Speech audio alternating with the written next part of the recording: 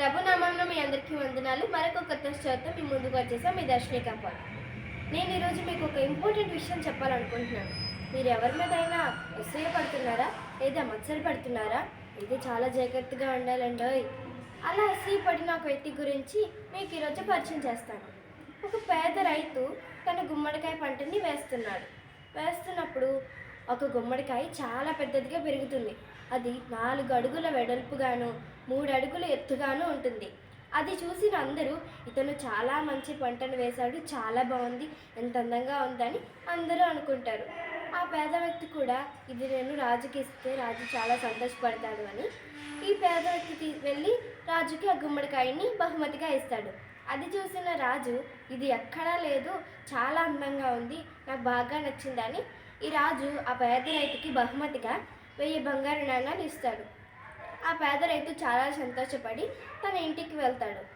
ఆ 1000 బంగారు నాణాలు చూసిన తన పక్కింటి గిరి అనే ఒక వ్యక్తి కూడా అతను ఆ పేద వ్యక్తి పైన చాలా మత్సర అసూయ పడతాడు.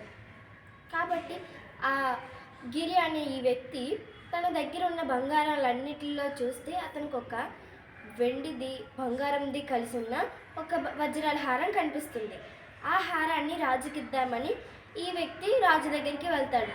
అప్పుడు ఆ రాజు చూసి ఇదేంటి చాలా వింతగా ఉంది, ఇతను నాకంటే ధనవంతుడిలా ఉన్నాడని రాజు కొంచెం భయపడతాడు. తన మనసులో ఇతను చాలా ధనవంతుడేమో అని నేను ఇతనికి ఎంత విలువ చేసినా సరిపోదని రాజు అనుకొని ఈ రాజు చెప్తాడు, నువ్వు నా కోసం చాలా మంచి బహుమతిని తెచ్చావు, నాకు ఆ బహుమతి చాలా నచ్చింది, నేను కూడా నీకు ఒక బహుమతి ఇస్తానని చెప్పి ఈ రాజేమో ఇతనికి గుమ్మడికాయని ఇస్తాడు.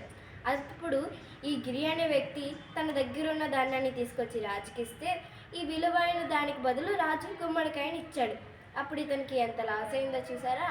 కాబట్టి మనం ఎవరి పట్ల అసూయగాను మత్సరపడకూడదు. సొలొమోను భక్తుడు మనకు తెలియజేస్తున్నాడు, మత్సరము మన ఎముకలకు కుళ్ళు అని. సామెతలు 14వ అధ్యాయం 30వ వచనంలో ఉంది, చదువుకోండి. ఇలా మనం ఎవరి పట్లైనా మత్సర కలిగి ఉంటే దయచేసి ఇప్పుడే ఆపేయండి. మనం మన పొరుగువారి ఎడల ప్రతి ఒక్కరి ఎడల ప్రేమగా ఉండాలి అని దేవుడు మన పట్ల తెలియజేస్తున్నాడు. Praise the Lord. God bless you.